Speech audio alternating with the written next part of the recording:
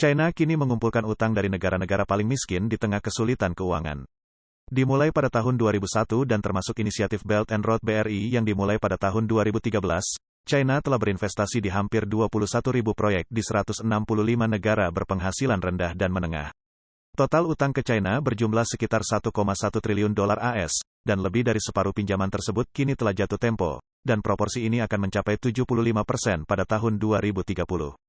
Pada awalnya, proyek-proyek ini diharapkan dapat mendorong pertumbuhan PDB di negara-negara peminjam, dengan peningkatan output ekonomi yang memungkinkan mereka membayar kembali pinjamannya. Namun, banyak proyek yang gagal diselesaikan atau gagal menghasilkan keuntungan yang diharapkan. Salah satu contoh penting adalah Koridor Ekonomi China-Pakistan CPEC, yang telah lama disebut-sebut sebagai permata utama BRI, yang juga dikenal sebagai One Belt, One Road. Setelah menghabiskan satu dekade pengeluaran sebesar 25 miliar dolar AS, CPEC belum memenuhi janjinya untuk mengembangkan infrastruktur energi Pakistan dan merombak serta menghubungkan pelabuhan Gwadar dengan Kashgar dan wilayah Xinjiang di China. CPEC secara efektif akan menjadikan China sebagai pemilik dan operator pelabuhan, memberikan China rute perdagangan yang lebih murah dan menyediakan akses ke Laut Arab. Namun, keuntungan nyata apapun yang diperoleh Pakistan telah diimbangi oleh masalah pendanaan, ketidakamanan, dan reaksi buruk dari masyarakat Pakistan yang semakin melihat China sebagai penerima manfaat dari proyek yang membuat Pakistan semakin terlilit utang dan hanya memberikan sedikit manfaat bagi penduduk setempat. Para ekonom telah mengkonfirmasi bahwa dampak limpahan pengeluaran untuk pembangunan infrastruktur CPEC dapat diabaikan, sementara dampaknya terhadap utang Pakistan sangat besar.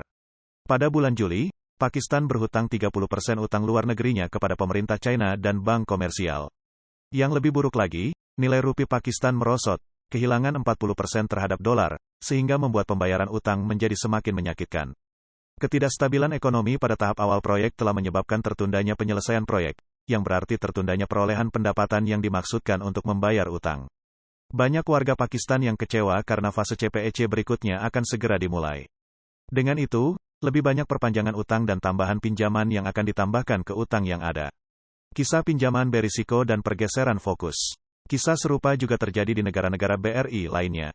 Sebanyak 80% pinjaman China ke negara-negara berkembang ditujukan kepada negara-negara yang menghadapi kesulitan keuangan.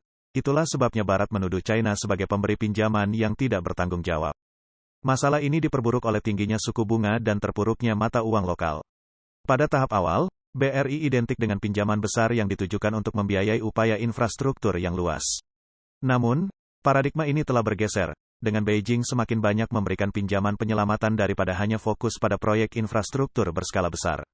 Ketika China menjalani transisi ini, banyak dari pinjaman penyelamatan ini difasilitasi melalui kolaborasi dengan lembaga keuangan yang lebih konvensional.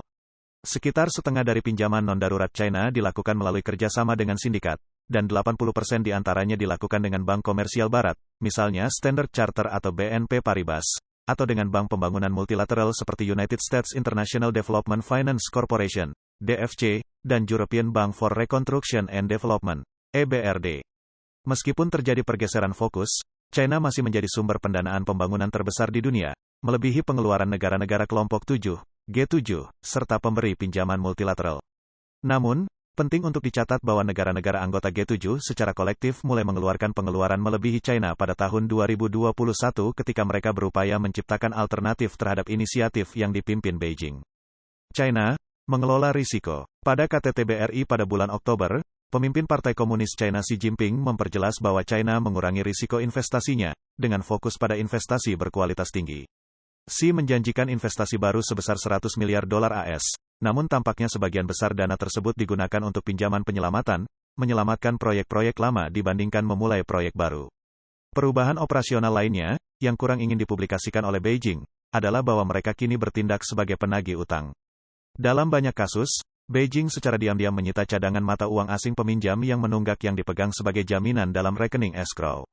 Laboratorium Penelitian Data di William and Mary's Global Research Institute, yang melacak pinjaman China, berpendapat bahwa Beijing saat ini fokus pada penyelamatan proyek-proyek yang bermasalah dan peminjam yang kesulitan untuk mencegah reaksi publik dan meraih kemenangan diplomatik melawan pesaingnya di G7. China kini mengelola 3 jenis risiko pembayaran kembali, risiko tata kelola sosial lingkungan ESG, dan risiko reputasi. Ketika dunia terpecah belah oleh isu-isu seperti perang Rusia-Ukraina atau konflik Israel-Hamas, rezim China kehilangan landasan diplomasi.